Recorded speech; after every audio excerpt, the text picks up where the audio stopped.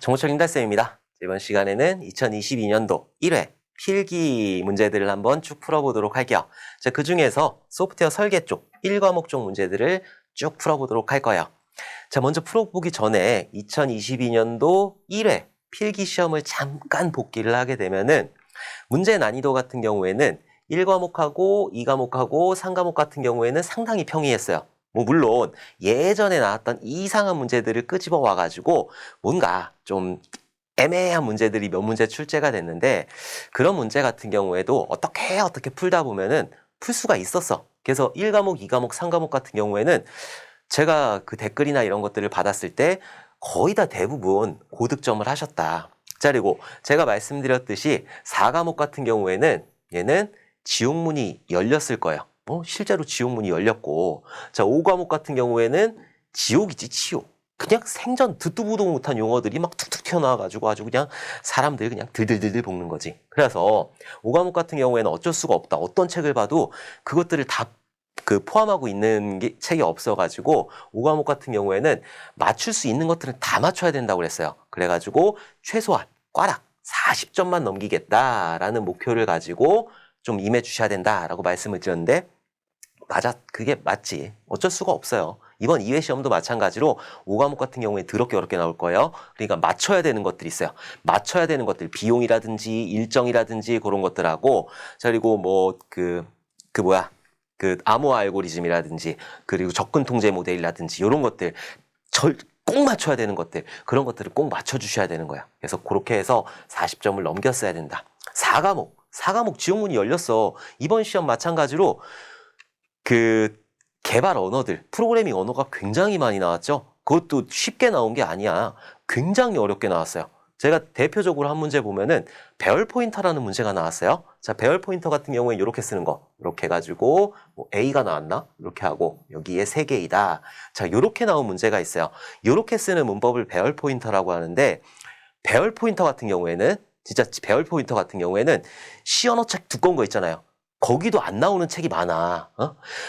제가 요 개념을 알려고 여러 강의를 들었거든요. 저도 이제 공부하고 그러니까 여러 강의를 듣고 여러 교수님들 것도 참조하고 여러 책들도 많이 보고 했는데 못 찾았어, 결국은. 그럼 어떻게 했냐면은 막 여기 있는 숫자 바꿔보고 몇 별짓을 다 해가지고 그래가지고 개념을 잡은 거예요. 그럼 얘는 너무너무 어려워서 그런 거야? 아니요. 안 쓰여, 이런 건. 이런 문법 자체가 쓰이질 않아요. 이런 거 썼다가 진짜 뒤지게 맞아, 그냥. 선배들한테 엄청나게 두들겨 맞아요. 그래서 이런 문법 자체를 쓰지를 않기 때문에 책에도 안 나오는 거고, 그렇기 때문에 교수님들도 설명을 안 하는 거야. 이런 문제는 안 나올 거라고 판단을 하기 때문에. 근데 나왔다라는 거지. 그쵸? 그래서 이거는 정말 애매한 문제였다. 그래서 요거 같은 경우에는 사실 깨알시언어 특강 37강인가 36강에 나와 있거든요. 근데 그때 설명할 때도 제가 그랬어요. 이거 진짜 어려운 개념이라고. 근데 앞으로 종종 출제가 될 수 있으니까 좀 기억을 해주셨으면 좋겠다라고 말씀을 드렸고, 여기 있는 3개를 가지고 여기 뒤에 있는 인자 있잖아요. 여기 첨자. 이 첨자들을 가지고 배열을 다시 재구성해라. 이런 소리거든요. 근데 요거는 진짜 정말 어려운 문제였다. 그래서 근데 또 나올 수 있어요.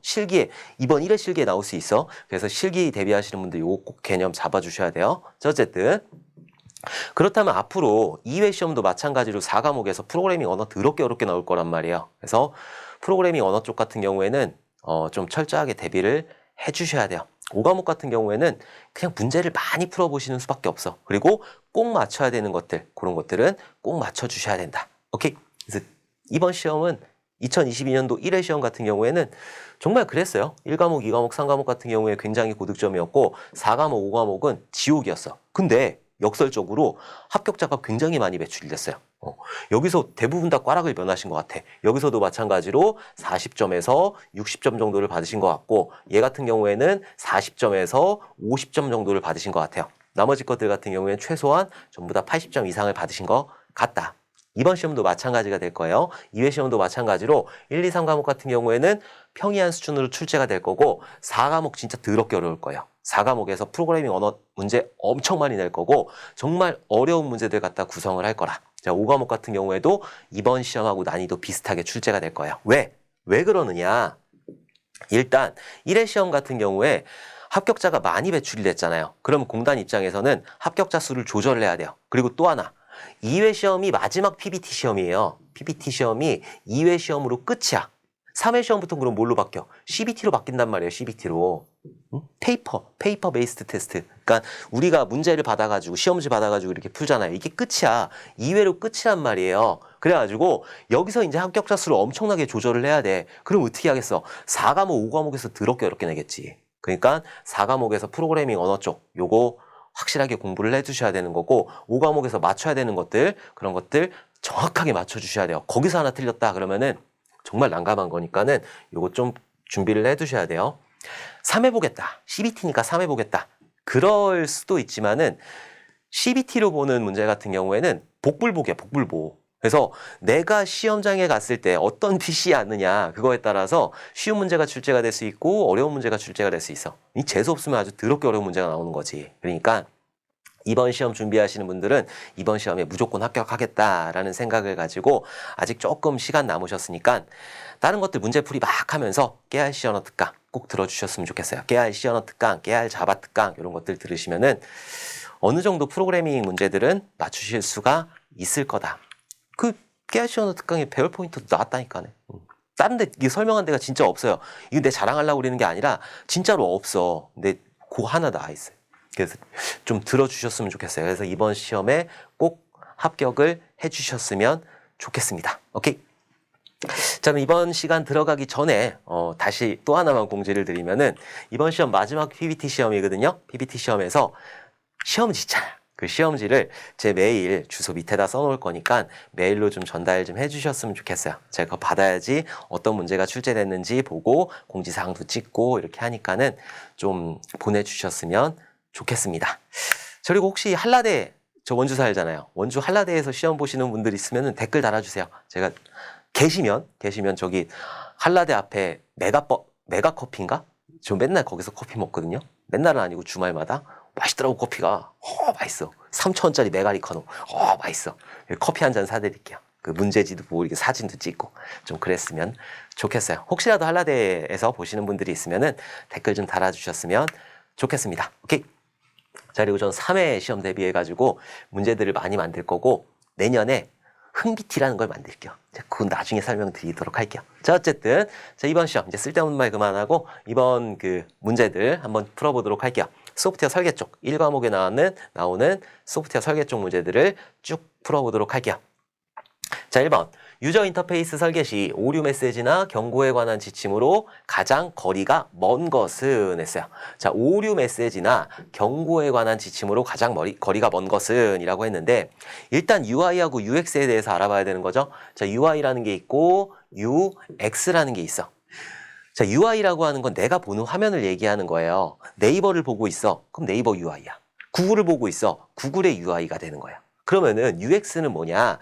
UX는 사용자 경험이란 말이에요. 그래서 UX 디자인을 한다 이런 얘기 가끔가다 들어보셨죠? 그게 뭐냐면은 디자인을 할 때 사용자가 경험을 해봤는데 여기에 있는 것보다 여기 있는 게 훨씬 편리하더라. 그러면 여기 있는 걸 여기로 옮겨야 되겠죠? 이렇게 디자인하는 거, 사용자의 경험을 토대로 디자인하는 거, 그걸 보고 UX라고 하는 거예요. 그러니까 UI를 만들 때는 UX를 기반으로 UI를 만들게 되는 거죠. 사용자의 경험을 토대로 UI를 만들게 된다. 이런 것들 좀 기억을 해두셔야 돼요.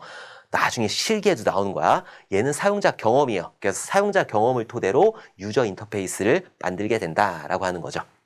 자, 그리고 문제를 보면은 오류 메시지나 경고, 오류 메시지나 경고잖아요. 이게 무슨 말이냐? 내가 아이디하고 패스워드하고 입력해. 아이디하고 패스워드를 입력하고 여기서 이제 엔터를 빵 때리잖아. 자, 그때 아이디를 입력을 안 했어. 그럼 얼럿창으로 뭐가 떠요?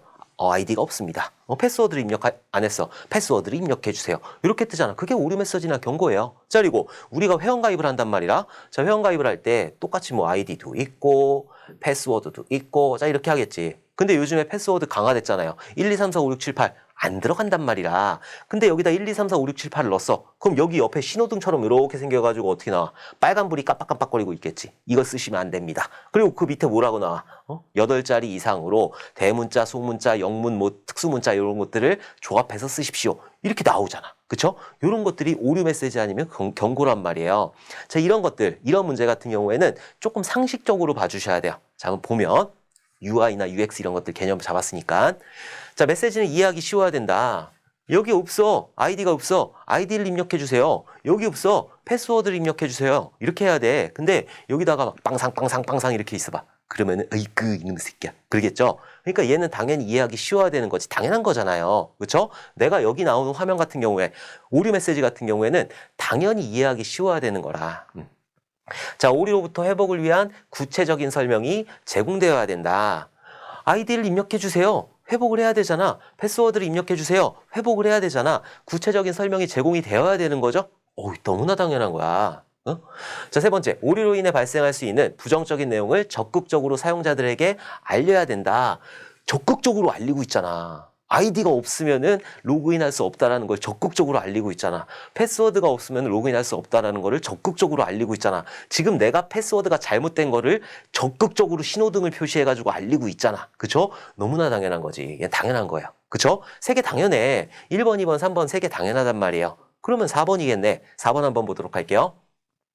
소리나 세개 사용을 줄이고 텍스트로만 전달하도록 한다. 그렇게 해도 돼. 그렇게 해도 되는데 좀 애매하긴 한데 그렇게 해도 돼. 근데 요거를 생각해 보라고요. 패스워드를 생각해 보라고. 여기에 글자만 넣나? 아니지. 여기 시뻘건색으로 해가지고 신호등이라는 것도 넣고 여기에 해가지고 조금 포인트 줘가지고 색깔도 넣었단 말이에요. 여기 지금 보면은 색깔을 사용했어. 그쵸? 자, 그리고 내가 여기서 껌뻑껌뻑 할 때 엔터를 빵 때렸단 말이야. 아무것도 안 넣고 그러면은 딱 눌렀을 때 띠링 하고 뜨잖아요. 이어폰 끼고 들어보세요. 띠링 하고 뜬단 말이야. 소리 썼잖아, 소리. 응? 소리나 세개 사용을 줄이고 이게 아니지. 소리나 세개 사용을 적극적으로 써가지고 사용자의 오류 메시지를 확인할 수 있도록 해야 된다라는 게 UI가 되는 거지. 그쵸? 그래서 얘가 틀린 거지, 얘가. 좀 상식으로 생각하시면은 1번 문제 같은 경우에는 충분히 맞히실 수 있었다. 그쵸? 1번의 정답은 4번이 되는 거라.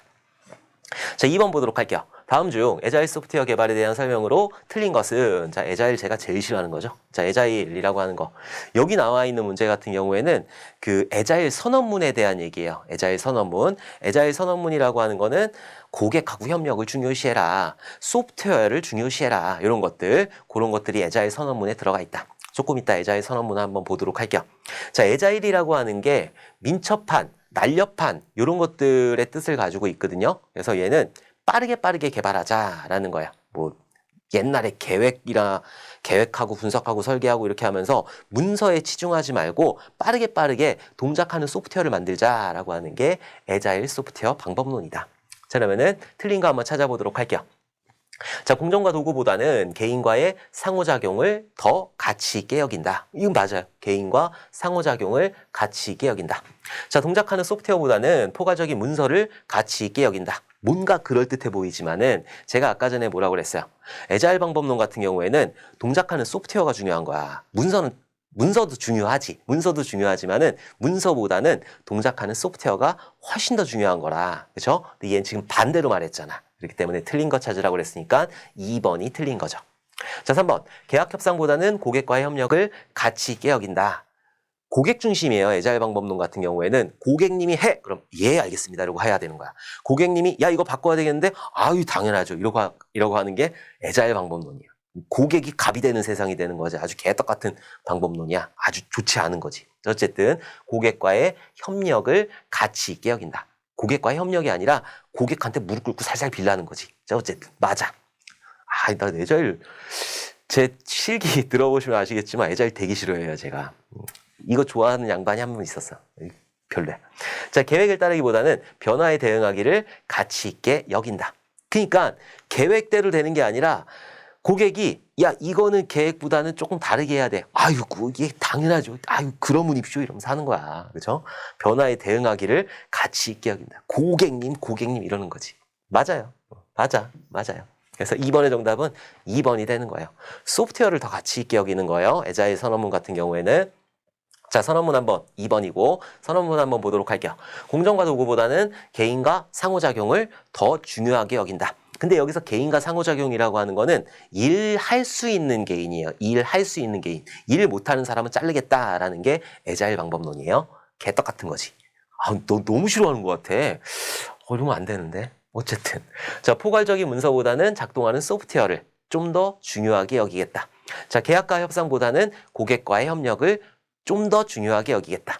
자, 계획을 따르기보다는 변화에 대응하기를, 요거를 조금 더 중요하게 여기겠다. 자, 우리는 왼쪽에 있는 것들도 가치가 있지만 오른쪽에 있는 것들에 더 높은 가치를 둔다. 여기에 있는 노란색에 있는 것들에 대해서 조금 더 높은 가치를 주겠다라는 게 애자일 선언문이 되는 거야. 조금 있다가 애자일 방법론 종류들이 있거든요. 종류들도 꼭 기억을 해두셔야 돼요. 이런 것들 아마 이번 시험에 나왔으니까는 나오기는 조금 힘들 것 같지만 그래도 한번 쭉 읽어보셨으면 좋겠어요. 그냥 개인과 상호작용하고 문서보다는 소프트웨어를 좀 더 중요시 여기고 고객님한테 그냥 사바사바 하는 거지. 그게 애자일 방법론이다. 그게 애자일 선언문이다. 자, 3번 보도록 할게요. 소프트웨어 설계에서 요구사항 분석에 대한 설명으로 틀린 것은? 자, 이거 일단 보기 전에 여러분들 그거 다 아셔야 돼요. 전체적인 개발 과정 어떻게 해야 되는지 아무리 지금 문제답 한다고 하더라도 전체적인 개발 과정을 알아야지. 그래서 처음에 뭘 하는 거야? 처음에 계획 단계를 수행을 하는 거지. 계획 단계를 진행을 하고, 자, 다음에 계획이 끝나고 나면은 분석하고, 자, 그리고 설계하고, 그 다음에 구현하고, 그리고 테스트하고, 자, 마지막으로 유지 운영 단계로 빠지게 된다. 그래서 유지운영 같은 경우에는 가장 많은 비용이 들어가는 게 유지운영 단계라고 했고, 자, 그리고 계획 단계 같은 경우에는 5과목에서 나오는 거예요. 왜 5과목에 들어가 있는지 모르겠지만 어쨌든 5과목에 나와요. 그래서 계획 단계에서 뭘 하냐면은 비용을 산정한다든지 일정을 산정한다든지 타당성을 검토한다든지 그런 것들을 하는 게 계획 단계에서 하는 거예요. 자, 그리고 그 다음에 실제로 개발되는 것들은 여기까지가 되는 거지. 분석하고 설계하고 구현하고 테스트하고. 자, 분석 과정에서는 뭐를 하느냐? 고객의 요구사항, 고객의 머릿속에 있는 것들을 다 끄집어내는 거예요. 요구사항 도출 기법이라든지 이런 것들을 이용해가지고 고객의 머릿속에 있는 것들을 다 끄집어낸다. 자, 그리고 분석 설계 과정을 비슷해요.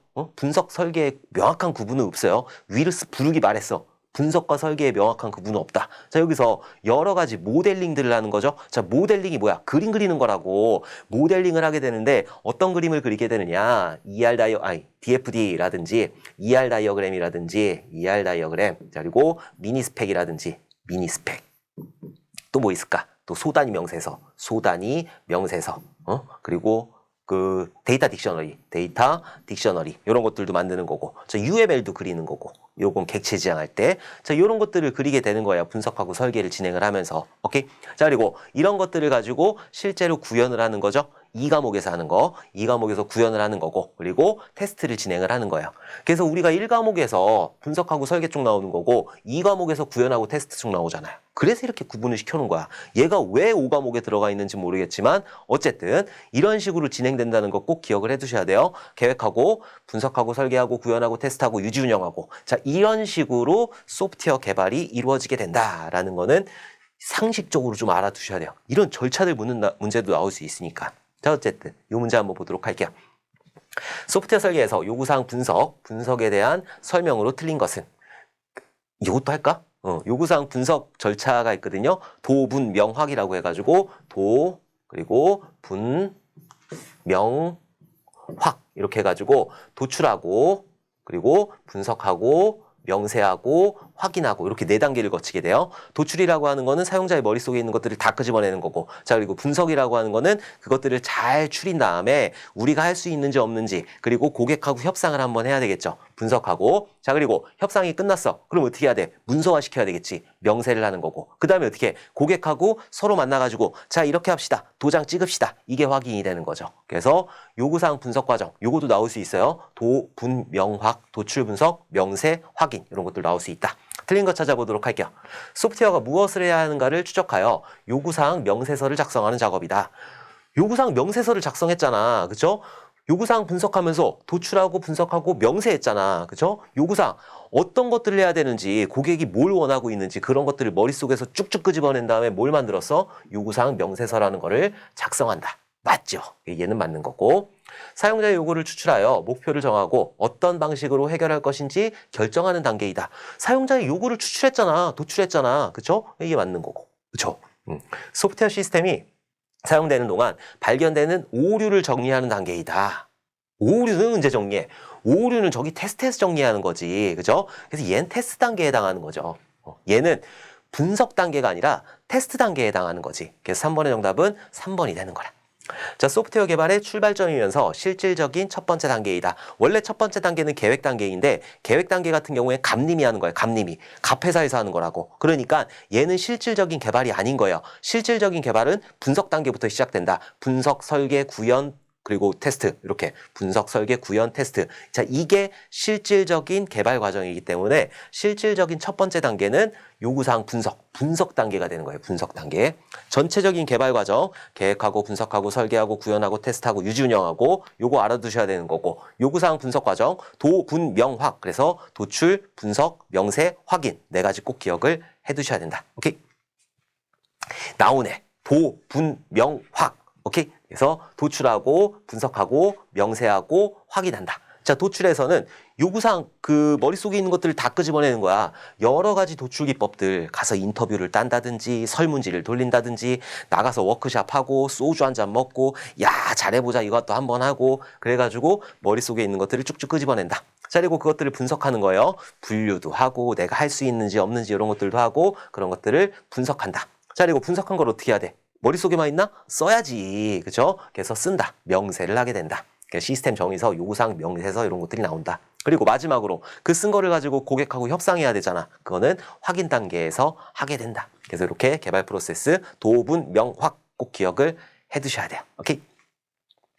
자, 4번 보도록 할게요. 객체 지향 기법에서 상위 클래스의 메소드와 속성을 하위 클래스가 물려받는 것을 무엇이라고 하는가? 객체 지향 기법들 여러 가지가 있었잖아. 상속, 그리고 뭐 추상화, 다형성, 그리고 캡슐화, 정보 운익 이런 것들이 있었죠. 자, 근데 아버지 거를 내가 물려봤는데 그걸 뭐라고 해요? 상속이라고 하는 거지. 상속. 그쵸? 상속 영어로 이너리턴스지, 이너리턴스. 영어 알아, 내가. 4번 이너리턴스라는 건 내가 알지. 그래서 4번의 정답은 이너리턴스가 되는 거다. 자, 어브스트랙션 같은 경우에 추상화에 관련된 거이고, 폴리모피즘 같은 경우에는 다형성 관련된 거예요. 자, 그리고 인캡슐레이션, 얘는 캡슐화 관련된 거이고. 자, 추상화 한번 보도록 할게요. 뒤에 나와. 뒤에 나오니까 여기서 보도록 할게요.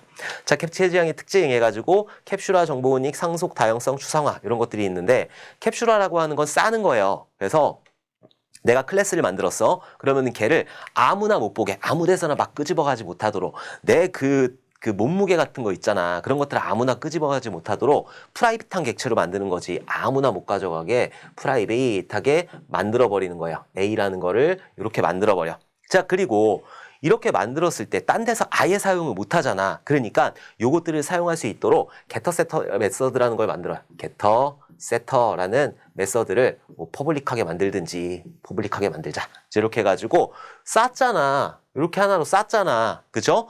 이거를 모르게 한 거잖아요. 사용자는 그냥 요 메서드들을 이용해서 가져가고 쓰기만 하는 거니까. 여기서 뭐 로그를 남긴다든지 여러 가지 작업을 하게 되는 거죠. 자, 쌌잖아. 이걸 보고 캡슐화라고 하는 거예요. 정보운익도 비슷한 개념이라고 보시면 돼요. 안에 있는 것들을 감춘다라는 내용이 나오면은 정보운익이 되는 거야. 상속 같은 경우에는 여러분들이 알고 있는 상속, 아버지로부터 물려받은 모든 재산은 내가 쓸 수가 있다라는 게 상속인 거고, 다형성은 형태가 다양하다라는 거예요. 형태가 다양하다라고 하는 건데 얘 같은 경우에 두 가지로 나뉘어요. 그래서 얘는 오버로딩이라는 게 있고, 자, 그리고 오버라이딩이라는 개념이 있어요. 자, 오버로딩 같은 경우에 뭐냐면은 똑같은 거를 여러 개 만드는데 뒤에 있는 인자값만 바꾸는 거예요. 그래서 만약에 A라는 메서드를 만든다라고 하면은 A의 인자가 없는 거 하나 만들고, 자, 그리고 A의 인자가 하나 있는 거 만들고, A의 인자가 2개 있는 거 만들고, 자, 이런 식으로 똑같은 형태로 여러 개가 존재를 하죠. 요걸 보고 다형성, 그 중에서도 오버로딩이라고 하는 거예요. 오버로딩이 되는 거예요. 자, 오버라이딩 같은 경우에는 라이딩이 되는데 얘는 상속관계에서만 존재를 하게 돼요. 상속관계에서만 존재를 하는 거고, 아버지로부터 물려받았잖아. 상속받아가지고 물려받았잖아. 그러면은 에이씨, 난 아버지처럼 살기 싫어. 그리고 메서드를 재정의해버리는 거야. 재정의해버리는 거. 아버지의 물려받은 것들을 재정의하는 거. 그걸 보고 메서드 오버라이딩이라고 한다. 그래서 이렇게 2개 묶어가지고 자바 문제 내면은 기똥찬 문제가 되는 거야. 깨알 자바 특강을 꼭 들어주셔야 된다라는 그런 강력한 의지가 있는 거지. 오케이? 자, 마지막으로 추상화라고 하는 거는 공통적인 성질을 모아놓는 거예요. 그래서 리모컨이다 그러면은 리모컨 만드는 공장이 있을 거 아니야. 거기서 TV 리모컨 만들 때 이 틀 만들어가지고 기능 넣고 어쩌고저쩌고 이렇게 하는 게 아니라 리모컨 틀은 똑같이 만드는 거야. 리모컨 틀 만드는 공장이 있는 거예요. 그럼 여기에는 위로 버튼, 아래로 버튼, 옆으로 버튼 이런 것들이 있는 거지. 그리고 얘는 깡통이야. 깡통을 내리는 거야. 깡통을 내려가지고 TV 리모컨에서 기능을 구현하는 거지. 그쵸? 자, 그리고 에어컨 리모컨에서 기능을 구현하게 되는 거예요. 자, 그리고 또 무슨 리모컨이 있을까? 뭐 X라는 리모컨이 있다고 할게요. 그럼 이 X라는 리모컨에서 그 X에 맞는 기능을 구현하는 거예요. 여기서는 깡통을 만들고 그 깡통을 가져다가 TV에서 구현하고 각각의 기능이 틀리니까 TV에서 위로 누르면 채널이 올라가는 거고 아래로 누르면 채널이 내려가는 거야. 에어컨에서 위로 누르면 온도가 올라가는 거고 아래로 누르면 온도가 내려가는 거야. 두 개가 기능이 틀리잖아. 그러니까 이것들 위로 버튼하고 아래로 버튼을 그대로 만들어 놓은 상태에서 그것들을 상속받은 후에 그 TV 리모컨, 에어컨 리모컨 여기서 기능들을 구현을 해라 라고 하는 게 추상화예요. 그래서 여러분들 나중에 디자인 패턴, 뭐 지금까지 많이 보셨겠지만 디자인 패턴 같은 경우에는 죄다 추상화예요. 죄다 추상화로 만들게 되는 거예요. 몇 개 빼고. 어쨌든 객체지향의 특징들 이런 것들 중요하니까는 꼭 기억을 해두셔야 되는 거고 이번 시험에 나올 거예요. 상속 나왔으니까 다른 거 나올 수 있겠지. 다형성 요딴 거 나올 수 있어요. 로딩, 오버라이딩, 오버로딩, 오버라이딩 이런 것들 나올 수 있다. 자, 5번 보도록 할게요. 설계 기법 중 하향식 설계 방법 중 설계 방법과 상향식 설계 방법에 대한 비교 설명으로 가장 옳지 않은 것은 자, 하향식 설계 같은 경우에는 구조적 설계를 얘기하는 거예요. 절차지향 설계, 시언어라든지 이런 거. 자, 그리고 상향식 설계 같은 경우에는 객체지향 설계를 얘기하는 거예요. 객체지향 설계. 하향식 설계다 그러면 구조적 설계가 되는 거고 구조적 설계가 되는 거고 그리고 상향식 설계다 그러면 얘는 객체지향 설계가 되는 거예요. 객체지향. 근데 얘 같은 경우에는 좀 애매하게 내기는 했어. 그래서 요거는 너 틀려라. 그냥 한번 찍어봐라. 이렇게 낸 문제 같아요. 자, 하향식 설계에서는 통합검사 시 인터페이스가 이미 정의되어 있어 통합이 간단하다. 그러니까 통합검사할 때 하향식 같은 경우에는 절차적으로 만들었단 말이에요. 절차적으로 만들었기 때문에 모든 인터페이스를 일단 구현을 해놨어. 만약에 안 만들었어. 뭔가 안 만들었단 말이야. 그럼 그거는 스톱으로 구현을 해놓는단 말이지. 그러니까 얘 같은 경우에는 뭐 이런 것들이 뭐 다 정의되어 있다라고 보시면 될 것 같아요. 맞아. 자, 하향식 설계에서 레벨이 낮은 데이터 구조의 세부 사항은 설계 초기 단계에서 필요하다. 이건 당연한 거고 설계 초기 단계에서 맨 밑에 있는 모듈, 가장 밑에 있는 모듈 같은 경우에는 어떤 기능을 수행할 건지 전체적으로 절차를 따라서 하는 거기 때문에 전체적인 설계를 해야 돼요. 이건 전체적인 설계가 다 그래. 맞다라고 보시면 되고 상향식 설계는 최하위 수준에서 각각의 모듈들을 설계하고 이러한 모듈들이 완성되면 이들을 결합하여 검사한다. 상향식은 밑에서부터 말아 올리는 거니까 클러스터 단위로 말아 올리는 거기 때문에 얘도 맞는 거야. 맞아. 자, 상향식 설계에서는 인터페이스가 이미 성립되어 있지 않더라도 기능 추가가 쉽다. 뭔 개떡 같은 소리야. 이거 인터페이스가 이미 성립되어 있지 않으면 만들 수가 없어. 인터페이스 같은 경우에 만들어 놔야지. 그래야지 말든지. 그럴 거 아니라 뭔가 안 만들어 놨어도 더미 모듈이라는 걸 만들어 놔야 돼요. 상향식 같은 경우에 드라이버라는 걸 더미 모듈로 만들어 놔야 된다고. 일단 인터페이스는 만들어 놔야 된다라는 거라. 상향식이건 하향식이건 일단 인터페이스는 만들어 놔야지 그것들을 통합을 하든 뭐 합치든 뭐 이런 것들을 하는 거지. 오케이? 그래서 5번의 정답은 4번이 되는 거예요. 얘는 옳지 않은 거가 되는 거죠. 어쨌든 상향식이고 하향식이고 다 필요 없다니까 인터페이스는 무조건 만들어야 되는 거예요. 인터페이스가 안 만들어졌다 그러면은 하향식 같은 경우에 뭘 만들어? 스톱이라는 걸 만드는 거고 상향식 같은 걸 못 만들어? 드라이버라는 걸 만든다고. 오케이? 그래서 5번의 정답은 4번이 되는 거라. 자, 6번 보도록 할게요. 자료 흐름도 DFD의 각각 요소별 표기 형태의 연결이 옳지 않은 것은 이런 거 맞추라고 내는 거죠. 5번은 틀려라 하고 내는 거고 6번은 맞춰라 하고 내는 거예요.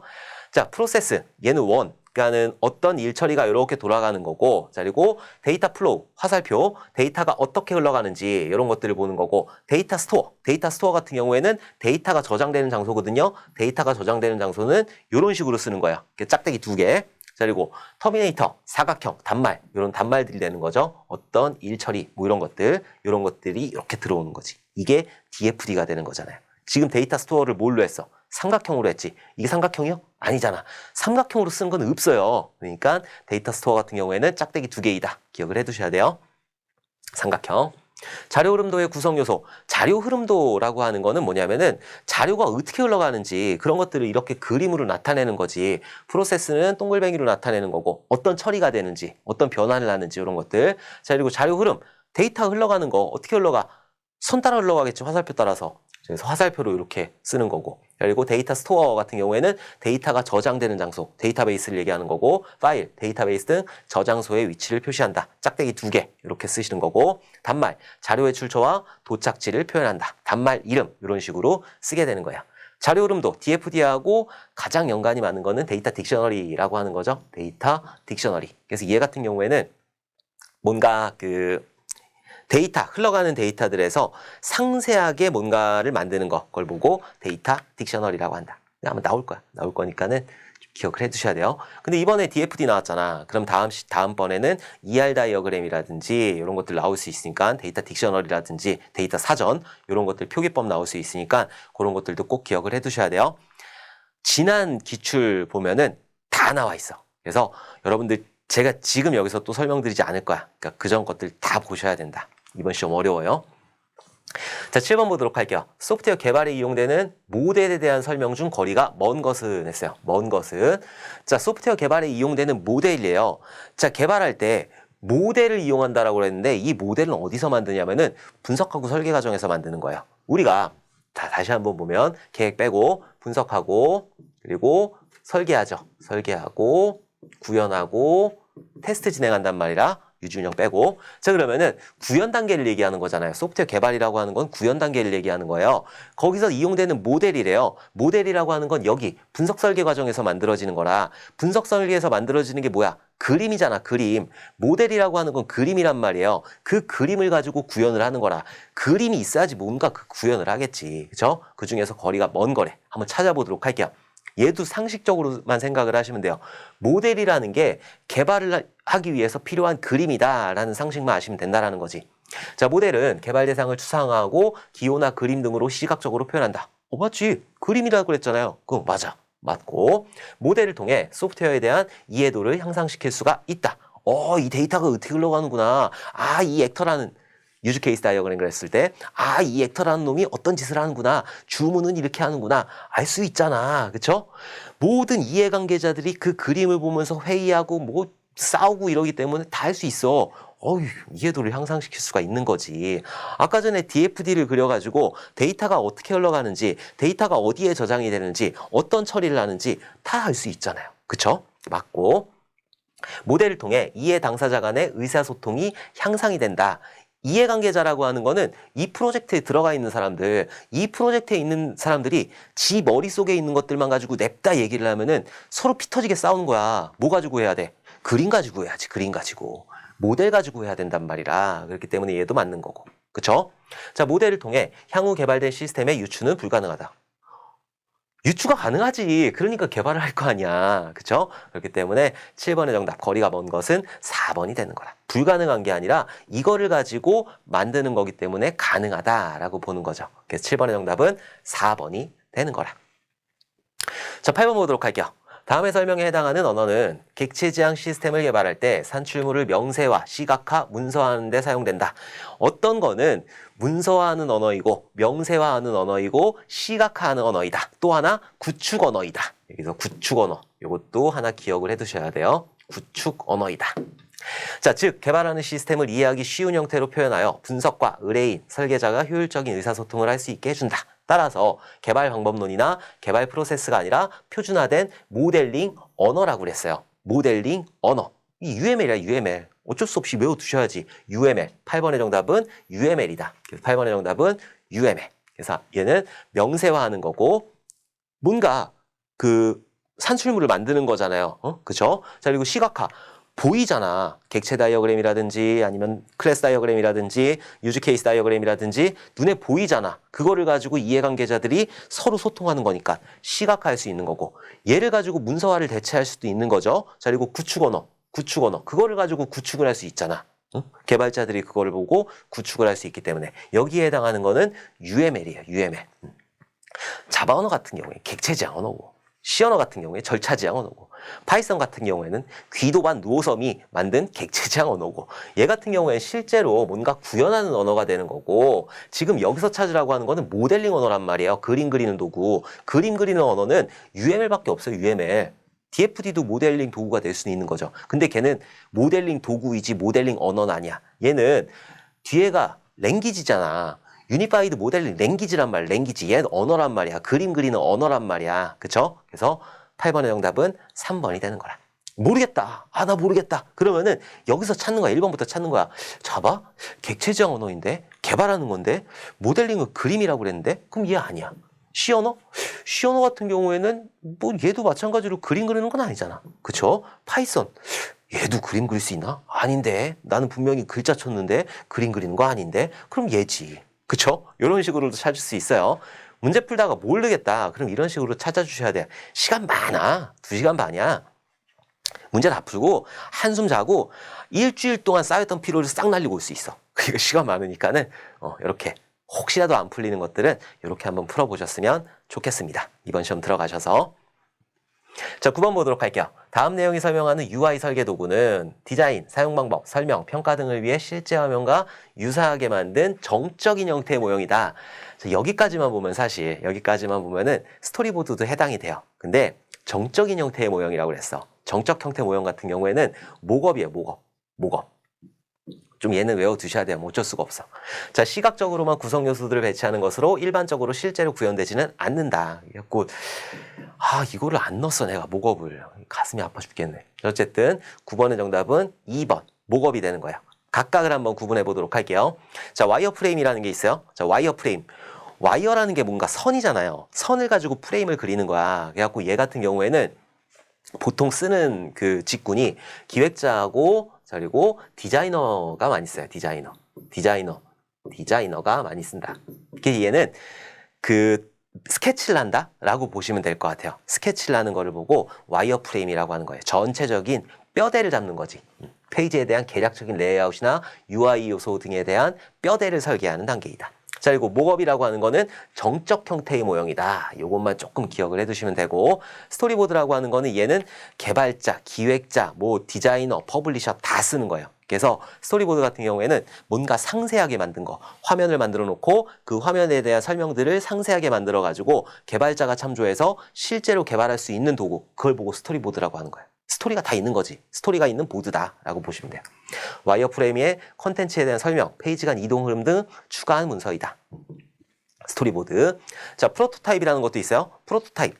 모형이야, 모형. 모형을 만든다라고 생각을 하시면 돼요. 앞으로 나오는 모든 프로토타입, 정보 처리 기사에서 나오는 모든 프로토타입은 모형이다라고 보시면 돼요. 자, 그리고 마지막으로 유즈 케이스. 이 같은 경우에는 그림을 그린 거지. 유즈 케이스 다이어그램이라고 해가지고 아까 그 UML 있잖아요. 그 중에서 그 유즈 케이스 다이어그램이라는 게 있어. 그걸로 그림을 그린 거. 그걸 보고 유즈 케이스라고 한다. 사용자가 원하는 목표를 달성하기 위해 수행할 내용을 기술한다. 그래서 유즈 케이스 같은 경우에는 어떤 졸라맨이 있으면은 어떤 시스템에 대해서 로그인이라는 시스템에 대해서 로그인을 한다. 그럼 로그인을 했을 때 어떤 부가적인 일들이 있는다. 이런 것들을 그림으로 그려놓은 거. 이걸 보고 유즈 케이스 다이어그램이라고 한다. 어쨌든 이런 것들 종류도 좀 기억을 해두셨으면 좋겠어요. 나올 수 있어. 자, 10번 보도록 할게요. 내가 싫어하는 에자일 왜 이렇게 나와? 에자일이 중요하니까. 자, 에자일 기법 중 스크럼과 관련된 용어에 대한 설명이 틀린 것은 했어요. 자, 일단 에자일 기법 같은 경우에는 크게 많이 나오는 게 뭐가 나오냐면은 사실 아까 전에 선언문 같은 경우에는 한번 쭉 읽어보시면 되는 거고 종류들이 많이 나와요. 에자일 그 기법 종류들이 많이 나오는데 대표적으로 에자일 방법의 가장 대표적인 게 XP예요. 익스트림 프로그래밍이라고 해가지고 XP가 있는 거고 그 다음에 스크럼이라는 게 있어.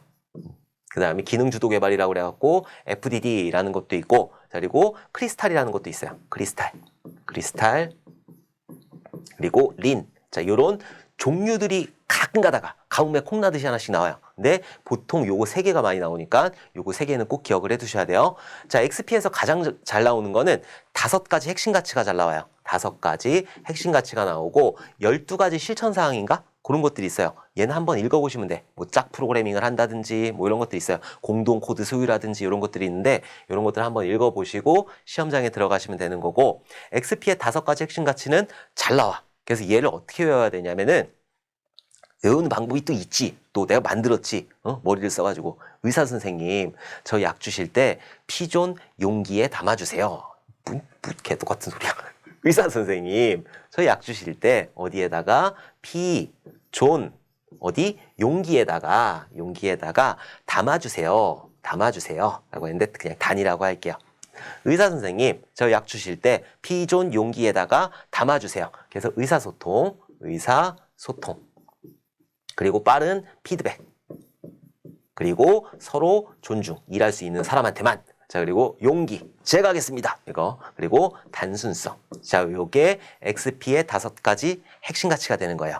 의사소통, 피드백, 존중, 용기, 단순성. 그래서 의사 선생님 저 약 주실 때 피존 용기에다가 담아주세요. 이렇게 꼭 기억을 해두셔야 된다.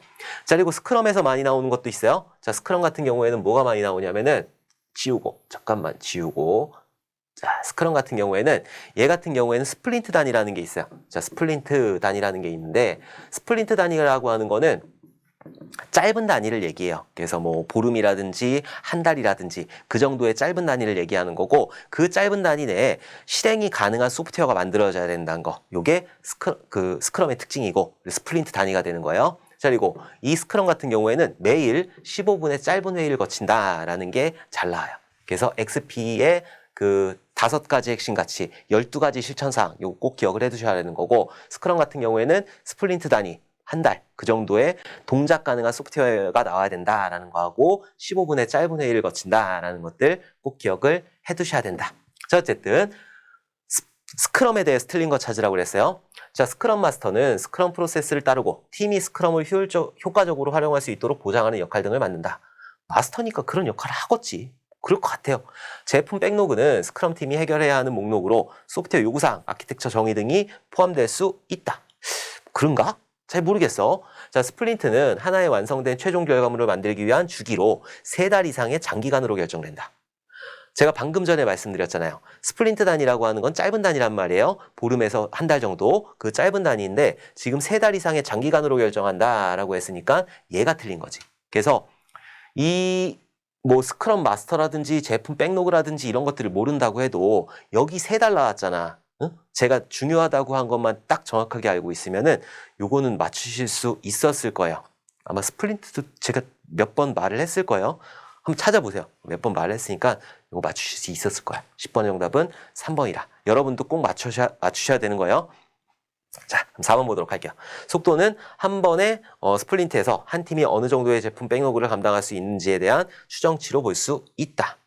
그렇다. 뭐 그런가 보다라고 하는데 3달 이상이에요. 3달 이상. 3달 이상이 아니라 한 달 정도의 짧은 주기로 소프트웨어를 만들어내야 된다. 사람을 들들들들들 볶는 거지. 애자일. 애자일 방법론의 종류. XP. 용기, 단순성, 의사소통, 피드백, 존경. 존경. 아까 존중이라 존경, 존중 똑같은 얘기예요. 의사 선생님, 저 약 주실 때 어디에 존 용기에 담아주세요. 이렇게 꼭 기억을 해두셔야 돼요. 자, 스크럼. 30일마다 동작 가능한 제품을 제공하는 스플린트를 중심으로 진행하고 매일 15분의 짧은 회의를 한다라는 게 스크럼의 특징이에요. FDD라는 것도 있고 린이라는 것도 있고 크리스탈이라는 것도 있어요. 그건 종류만 알아두시면 된다. 자, 11번 보도록 할게요. UML 다이어그램 중 정적 다이어그램이 아닌 것은 자, UML 아까 전에 그 유니파이드 모델링 랭귀지 그림 그리는 언어가 있는데 얘 같은 경우에는 다이어그램이 크게 2종류예요. 그래서 정적 다이어그램이라는 게 있고 자, 그리고 동적 다이어그램이라는 게 있어. 얘를 다른 말로 구조 다이어그램이라고도 하고 자, 그리고 얘기를 행위 다이어그램이라고 하기도 해요. 똑같은 얘기야. 정적, 가만히 있는 거잖아. 구조를 얘기하는 거야. 동적, 움직이잖아. 행위를 얘기하는 거지. 오케이? 정적 다이어그램, 동적 다이어그램. 이렇게 만드는 거, 불리는 거고. 자, 정적 다이어그램 같은 경우에는 말 그대로 이 객체 지향할 때 쓰는 거니까 그 객체의 구조를 만드는 거야. 내가 만약에 쇼핑몰을 만든다. 객체 지향 언어로 쇼핑몰을 만든다라고 했을 때는 회원이라는 객체 있어야 되지. 그리고 상품이라는 객체에 있어야 되잖아요. 주문이라는 객체에 있어야 되잖아. 그런 것들을 정적으로 만들어주는 거예요. 클래스 다이어그램이라든지 객체 다이어그램이라든지 컴포넌트 다이어그램이라든지 패키지 다이어그램이라든지 배치 다이어그램이라든지 이런 것들 정적인 구조 그걸 보고 정적 다이어그램이라고 하는 거고 자, 동적 다이어그램 같은 경우에 움직이는 거예요. 그래서 가장 대표적으로 유즈 케이스 다이어그램이라든지 상태 다이어그램, 시퀀스 다이어그램 이런 것들 그런 것들이 동적 다이어그램에 해당이 된다. 요것들을 줄줄줄 외워가지 마시고 시험장 들어가시기 전에 초치기로 하세요. 초치기로 쭉 써. 초치기로 해야 될 것 몇 가지가 있어요. UML하고 그 디자인 패턴 그거는 외우려고 하지 마세요. 지금 뭐 하려고 외워 그거를. 나중에 사회 나와서 아무 쓸데가 없어. 그러니까는 외우려고 하지 마시고 시험장 용으로만 쓰시면 돼요. 필기 합격했어. 그러면은 다음 실기 대비해가지고 똑같은 거 들고 가시면 되는 거야. 그러니까 얘는 시험용으로만 알아두시면 된다. 자 여기서 어쨌든 정적 다이어그램이 아닌 것이라고 그랬어요. 그러면은 컴포넌트 다이어그램, 얘는 정적 다이어그램이야. 배치 다이어그램, 어디에 배치가 되어 있는지 딱 고정되어 있잖아. 정적이잖아. 그죠? 움직이지 않잖아. 얘는 맞는 거고 순차 다이어그램, 순차적으로 뭔가 움직이겠지. 순차 다이어그램 같은 경우에 움직이는 거잖아요. 순차적으로 움직이는 거니까. 얘는 그럼 뭐야? 동적 다이어그램에 해당이 되겠지. 오케이? 그래서 11번의 정답은 3번이 되는 거라. 패키지 다이어그램 같은 경우에는 묶는 거예요. 묶는 거. 자, 이렇게 해가지고 관련 있는 것들을 묶는 거지. 회원이 있어. 그 회원의 취미가 있어. 이런 것들이 있잖아요. 또 뭐 있을까? 회원이 가지고 있는 거. 뭐 아무튼 그런 것들. 주소록이 있겠다. 이런 것들. 이런 것들을 묶는 거지. 쇼핑몰을 이렇게 크게 만들었을 때 여기에 여러 가지 객체가 있을 거예요. 클래스 다이어그램. 클래스 다이어그램은 그 구조를 얘기하는 거예요. 회원이라는 클래스 다이어그램. 여기 뭐라 그랬지? 취미라는 다이어그램. 여기는 그 주소록이라는 다이어그램. 자, 이런 것들을 만들고 요것들을 관련성이 있으니까 이렇게 묶어 놓는 거예요. 요걸 보고 패키지 다이어그램이라고 한다. 자, UML 구조적 다이어그램, 클래스 다이어그램, 컴포넌트 다이어그램, 객체 다이어그램, 컴포지트 구조 다이어그램, 배치 다이어그램, 패키지 다이어그램 이런 것들이 있다. 대표적으로 클래스 다이어그램이 가장 대표적인 거예요. 여기 있는 것들을 한번 쭉 보시면 될 것 같아요. 스톱 딱 하고 딱 보시면 돼. 오케이? 자, 행위 다이어그램, 움직이는 다이어그램이죠. 그래서 활동 다이어그램, 유즈 케이스 다이어그램, 얘가 중요해. 유즈 케이스 다이어그램 중요하고 상태 다이어그램, 시퀀스 다이어그램, 그리고 커뮤니케이션 다이어그램, 인터랙션 오버뷰 다이어그램, 타이밍 다이어그램 이런 것들이 있다. 유즈 케이스 다이어그램에 대해서 관계 설명한 것들이 아마 있을 거예요. 요 전에 영상에 어딘가에 있어. 다 보셔야 되니까 그거 유즈 케이스 다이어그램에서 관계 설명하는 거 있으니까 그것도 꼭 기억을 해두셔야 된다. 그 관계 나오면은 진짜 어려운 문제가 되는 거예요. 이건 쉽게 나온 거고. 자, 12번 보도록 할게요. LOC 기법에 의하여 예측된 총 라인 수가 36,000 라인, 개발에 참여할 프로그래머가 6명, 프로그래머들의 평균 생산성이 월간 300라인일 때 개발에 소요되는 기간을 계산한 결과로 가장 옳은 것은? 보통 이게 5과목에서 많이 나오거든요. 근데 이번 시험에 특이하게 이게 1과목에 나왔어. LOC 기법이라고 하는 거는 비용 산정이라든지 이런 것들을 하는 건데 1과목에 비용 산정이 없잖아. 근데 왜 이게 1과목에 나왔을까? 왜 그랬을까요? 5과목에서 꽈락을 만들려고. 이 별로 안 어렵거든. 이제 줄줄줄줄 읽으면 이거 어떻게 구해야 되지? 환장하겠다. 이러잖아. 곱하기만 잘하면 되는 거예요. 6명이래요, 개발자가. 6명이 있어. 근데 한 명이 300라인을 한 달 동안 만든대. 그럼 6명이 한 달 동안 만들면 몇 라인이에요? 한 달 동안 300라인을 만들게 되면은 그럼 1800라인이 되는 거잖아. 1800라인이 되는 거지.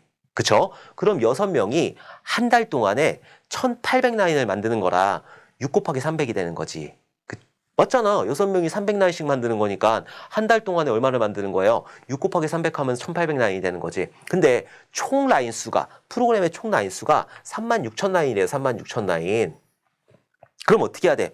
나눠야지 1800으로. 1800으로 나누면 이렇게 나누고 그리고 360을 18으로 나눠봐. 나눠보면 나오겠지. 뭐 나도 모르겠어. 어떻게 나누면은 20개월이라는 게 나오게 된다. 20개월 맞나?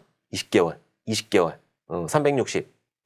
360 여기다 20 1800이니까 1800 맞나? 맞죠? 여기가 2가 되는 거고 20개월 맞네. 맞아, 20개월이야, 20개월. 그래서 12번의 정답은 4번. 20개월이 되는 거라. 곱하기 나누기만 잘하면 되는 거예요. 아니면은 그냥 냅다 나눠버리면 돼. 36,000라인이잖아. 그럼 6으로 나눠버리는 거예요. 66에 36이니까 6,000라인이 되는 거고 요걸 또 300라인으로 나눠주는 거지. 이렇게 자르고 300, 3으로 나누면은 20이 되는 거지. 자, 이렇게 해도 되는 거고. 제가 했던 방법 얘하고 얘하고 곱해가지고 요거로 나눠도 되는 거고 여기서 얘 나누고 얘 나누고 해도 똑같은 결과를 얻을 수가 있다. 잘 가만히 보세요. 그러면은 나온다니까? 6명이서 한 달에 300라인 만든대. 그럼 6명이서 한 달에 만들 수 있는 거는 1800라인이란 말이에요. 전체 줄수는 36,000라인이야. 그러면 36,000 나누기 1800을 해야 되는 거지. 그러면 나올 수가 있잖아. 그죠? 20개월이라는 게 나오게 된다. 자, 13번 보도록 할게요. 자, 클래스 설계 원칙에 대한 바른 설명은 클래스 설계 원칙 같은 경우에 객체 지향 설계 원칙을 얘기하는 거죠. 자, 객체 지향 설계 원칙 같은 경우에 솔리드가 있어요. 솔리드. 5가지 그 설계 원칙이 있는데 다 알아두셔야 돼. 자, 설명이 바른 설명이라고 그래서 바른 설명 찾아보도록 할게요. 단일 책임 원칙. 하나의 클래스만 변경이 가능해야 된다. 단일 책임 원칙 같은 경우에는 하나의 클래스는 하나의 일만 수행을 해야 된다라는 게 단일 책임 원칙이에요. 그러니까 얘는 틀렸어. 개방 폐쇄의 원칙. 클래스는 확장에는 열려 있어야 하며 변경에는 닫혀 있어야 된다. 얘가 맞아요. 이거 외워두셔야 돼요. 어쩔 수가 없어. 클래스는 확장에는 열려 있어야 되는 거고 수정에는 닫혀 있어야 되는 거예요. 그러니까 막 바꾸면 안 된다라는 거야. 이 클래스라고 하는 거는 다른 것들이 이용할 수가 있잖아. 그러니까 막 바꾸면 안 되는 거예요. 그래서 변경에는 닫혀 있어야 되는 거고 다른 거를 연결하는 건 확장할 수 있는 거잖아. 그런 것들은 열려 있어야지. 그래서 확장에는 열려 있어야 되고 변경에는 닫혀 있어야 된다라는 게 개방 폐쇄의 원칙이야. 그래서 13번의 정답은 2번이야. 얘는 암기할 수밖에 없는 거예요. 자, 리스코프 교체의 원칙, 리스코프 치환의 원칙 똑같은 얘기인데 여러 개의 책임을 가진 클래스는 하나의 책임을 가진 클래스로 대체되어야 된다. 뭔 개떡같은 소리야. 얘는 그 자식 클래스는 언제든 부모 클래스를 대체할 수 있어야 된다라는 게 리스코프 치환의 원칙이야. 그리고 의존관계 역전의 원칙 같은 경우에는 클라이언트는 자신 아니고 의존관계 역전의 원칙 같은 경우에는 얘가 자주 바뀌어. 자주 바뀌고 있는 클래스에다가 의존을 하지 말아라. 연관을 맺지 말아라. 라고 하는 게 의존관계 역전의 원칙이 되는 거야. 그래서 13번의 정답은 2번이 맞는 설명이에요. 자, 솔리드. 객체 지향 설계 5가지 원칙. 솔리드. 앞에 있는 거 하나씩 따는 거야. 솔리드. 옛날에 솔리드라는 가수 있었던 거 아세요? 되게 좋아하는데. 나를 믿고 있는 이러면서 참 좋아했어. 제가 중학교 땐가 나왔던 것 같은데 지팡이 짚고 나와가지고 3명이서 남자 3명이서 참 좋았어. 어쨌든 그때 참 잘 놀았지 내가. 어마어마하게 놀았는데 정말 재밌게 잘 놀았어요. 자, 단일 책임 원칙 다시 보면 단일 책임 원칙 같은 경우에는 하나의 클래스는 하나의 일만 수행해야 된다라는 거고 개방 폐쇄 원칙 같은 경우에는 수정에는 닫혀 있고 확장에는 열려 있어야 된다. 자, 리스코프 치환의 원칙 같은 경우에는 자식 클래스는 언제든 부모 클래스를 대체할 수 있어야 된다. 자, 인터페이스 분리 원칙 같은 경우에는 쓸데없는 인터페이스 만들지 말아라 라는 게 인터페이스 분리의 원칙이고 의존관계 역전의 원칙 같은 경우에는 자주 바뀌는데 의존을 하지 말아라 라고 하는 게 의존관계 역전의 원칙이에요. 그래서 5가지 솔리드 있어라 라고 나올 수 있어. 실기에서도 꼭 기억을 해두셔야 된다. 자, 14번 GOF 디자인 패턴에서 생성 패턴에 해당하는 것은 이 정도면 굉장히 평이하게 나온 거죠. 이런 것들은 굉장히 평이하게 나온 거고 디자인 패턴 같은 경우에는 써가세요. 여러분들 뭐 실무 나와도 쓸모가 0도 없어요. 0도 없어. 자, GOF 4명이 만든 거예요. 갱소 4잖아요. 4명이 깽단이 만든 그런 디자인 패턴이라는 게 있는데 이 디자인 패턴 같은 경우에는 그 개발하는 거 있잖아요. 개발하는 샘플을 만들어 놓은 거야. 이렇게 했더니 조금 더 효율적으로 개발할 수가 있어 라고 샘플로 만들어 놓은 게 디자인 패턴이라고 하는 거예요. 자, 그 중에서 생성 패턴이라는 거 얘 같은 경우에는 그러니까 GOF 디자인 패턴 같은 경우에는 생성 패턴이라는 게 있고 크게 생성 패턴이라는 게 있고 구조 패턴이라는 게 있고 행위 패턴이라는 거. 자, 이렇게 3가지가 나와요. 그래서 요거를 찾는 것도 문제에 가끔 나오니까 생성 패턴, 구조 패턴, 행위 패턴 이렇게 나뉜다는 거 꼭 기억을 해두셔야 되는 거고 생성 패턴에 뭐 들어가 있고 구조 패턴에 뭐 들어가 있고 행위 패턴에 뭐 들어가 있고 이런 것들을 기억해 두셔야 되고 상세한 내용들로 쭉 정리한 다음에 시험용으로만 쓰시면 돼요. 자, 어쨌든 생성 패턴에 해당하는 것은 컴포지트 패턴, 어댑터 패턴, 추상 팩토리 패턴, 옵저버 패턴. 컴포지트 패턴이나 어댑터 패턴 같은 경우에는 구조 패턴이 들어가는 거고 옵저버 패턴 얘 같은 경우에는 행위 패턴에 들어가게 되는 거예요. 오케이? 그래서 14번의 정답은 3번 추상 팩토리 패턴이 된다. 얘는 뭐 설명 드릴 게 없어. 그냥 얘는 암기하려고 하지 마세요. 암기하려고 하지 마시고 요거하고 UML 같은 경우에는 시험장용으로 쓰시면 될 것 같아요. 자, 생성 패턴, 팩토리 메서드 패턴, 싱글턴 패턴, 어브스트랙트 팩토리 패턴, 빌드업 패턴, 프로토타입 패턴 이런 것들이 생성 패턴에 들어가는 거고, 자, 그리고 구조 패턴, 어댑터 패턴, 브릿지 패턴, 컴포지트 패턴, 데코레이터, 퍼샤드, 플라이웨이트, 프락시 이런 것들이 구조 패턴에 들어가는 거라. 자, 행위 패턴, 템플릿 메서드 패턴, 인터프리터, 뭐 이터레이터, 커맨드, 체인 오브 리스폰시빌리티, 스테이트, 뭐 스트래티지, 얘는 뭐 전략 이런 거거든요. 전략인데 알고리즘 나왔다. 알고리즘 관련된 어쩌고 저쩌고 나오면은 스트래티지. 아, 영어도 안 돼. 이런 것들. 메디에이터, 메멘토, 비지터, 옵저버 이런 것들이 행위 패턴에 들어가는 거다. 그래서 구조 패턴, 생성 패턴, 구조 패턴, 행위 패턴 요거 세 가지 요건 기억하세요. 구조 패턴, 행위 패턴, 그리고 생성 패턴, 구조 패턴, 행위 패턴 요거 세 가지는 기억을 해 주셔야 되는 거고, 여기 있는 패턴들 종류들 쭉 쓴 다음에 각각의 특징들이 있어. 필기에서는 그렇게 어렵게 나오지 않으니까 특징들만 정확하게 정리해서 시험장 들어가시면 될 것 같아요. 거기 가서도 펴보시면 안 되는 거고. 자, 아키텍처 설계 과정이 올바른 순서로 나열된 것은, 얘는 좀 상식적으로 보셔야 돼요. 일단은 자, 설계 목표를 설정한다. 아키텍처부터 봅시다. 아키텍처. 자, 아키텍처가 뭐야? 구조예요, 구조. 그래서 시스템 아키텍처이다 라고 얘기를 할 때가 있고, 소프트웨어 아키텍처이다, 소프트웨어 아키텍처이다, 자, 이렇게 얘기할 때가 있는데, 시스템 아키텍처이다 라고 하는 거는 너네 서버 장비들 어떻게 구성되어 있니? L4 장비가 있고, 와스가 있고, DB 서버가 있고, 자, 이런 것들을 그림으로 그려놓은 거. 요걸 보고 시스템 아키텍처라고 하는 거예요. 그러니까 시스템의 전체적인 구성도. 자, 소프트웨어 아키텍처는 소프트웨어의 전체적인 구성도. 요걸 보고 아키텍처라고 한다. 자, 어쨌든 아키텍처 설계 과정이 올바른 순서로 나열된 것은, 설계 목표를 설정한다. 어떻게 구성되는지 일단 목표를 설정해야 될 것 같아. 그럼 얘가 1번으로 들어가야 되겠다. 그쵸? 자, 시스템 타입을 결정한다. 어떤 타입들이 있을 건지, 어떤 종류들이 있을 건지 결정해야 되겠죠. 목표를 설정해야지 타입을 결정할 거 아니라, 두 번째로 갑시다. 자, 스타일 적용 및 커스터마이즈를 하게 된다. 일단 시스템이 있어야지 스타일을 적용을 하든지 뭘 하든지 할 거 아니라, 그럼 얘는 3번이 되겠네? 서브 시스템의 기능, 인터페이스 동작 작성을 한다. 뭔가 시스템 타입도 나오고 스타일 적용도 하고 그래야지 서브 시스템이 나올 거 아니야. 여기서 뭐 주 시스템을 만들었으면 서브 시스템의 기능이라든지 인터페이스 동작을 작성을 해야 되겠네. 그럼 얘가 네 번째가 되는 거고. 자, 그럼 마지막 아키텍처 설계를 검토한다. 다 했으니까 검토를 당연히 해야지. 네가 마지막이구나 해가지고 마가 이렇게 되는 거지. 오케이? 근데 이렇게 모를 수도 있잖아. 모를 수도 있으면은 일단은 이것들을 쭉 보는 거야. 쭉 봐가지고 맨 앞에 있는 거하고 맨 끝에 있는 거 그것만 추출하면 되는 거지. 자, 이걸 딱 봤을 때 검토를 제일 마지막에 해야 되겠구나. 나오잖아. 그쵸? 검토는 다 한 다음에 검토를 해야 되는 거니까 당연한 거잖아. 그럼 마 있는 거 어디야? 요거잖아. 그쵸? 1번밖에 없단 말이라. 그러면은 그때부터 보는 거지. 가네? 설계 목표. 당연히 먼저 설정해야지. 가네? 이렇게 되는 거지. 그 다음에 또 나 한번 이렇게 보는 거고. 오케이? 이렇게 보면은 이제 이런 것들도 한두 개만 딱 집어낼 수 있으면 필기에서 맞출 수 있단 말이에요. 이것들을 들들들들 외우지 않아도 한두 개만 집어넣으면 맞춰낼 수 있기 때문에 시험 풀 때 그냥 내가 알고 있는 것만 풀어야 되겠다라는 생각을 하지 마세요. 이런 것들 하나를 딱 끄집어낸 다음에 검토, 마지막에 해야 되겠구나. 여기서 마지막에 할 게 뭐가 있는데? 다 위에서 하는 거지. 검토는 맨 마지막에 하는 거잖아요. 그러니까 여기다 넣어야겠다. 그리고 찾는 거야. 오케이? 여기 2개 있다. 그럼 거기서부터 찾는 거야. 조금 헷갈린다. 2개 중에 하나 찍는 거야.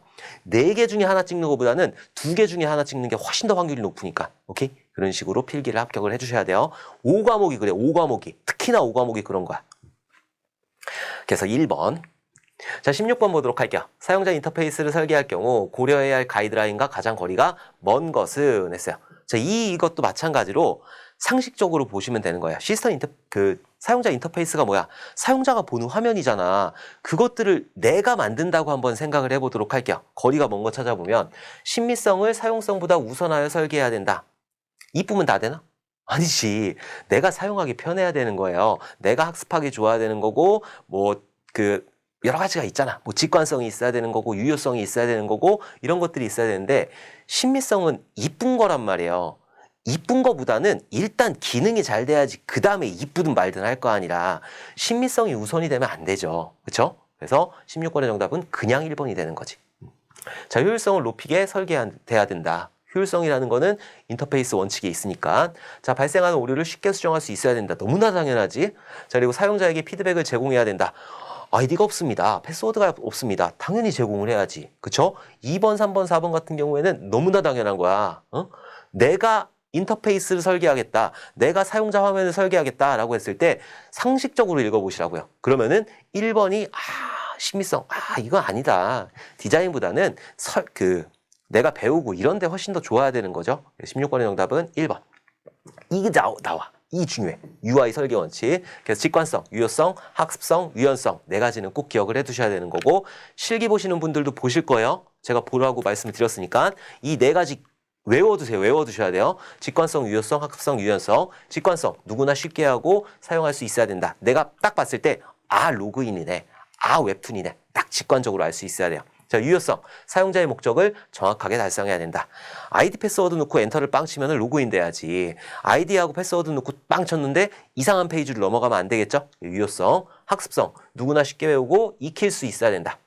익힐 수 있어야 된다. 배워야 되는 거예요. 자, 유연성. 사용자의 요구사항을 최대한 수용하며 오류를 최소화해야 된다라는 게 유연성이다. 네 가지. 직관성, 유효성, 학습성, 유연성. 네 가지를 꼭 기억을 해두셔야 돼요. UI 설계 원칙이에요.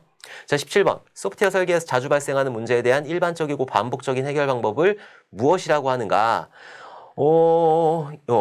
얘 같은 소프트웨어 설계에서 자주 발생하는 문제에 대한 일반적이고 반복적인 해결 방법. 얘 같은 경우에는 모듈 분해라고 하는 거는 해결 방법은 아니잖아요. 그렇죠? 그리고 디자인 패턴.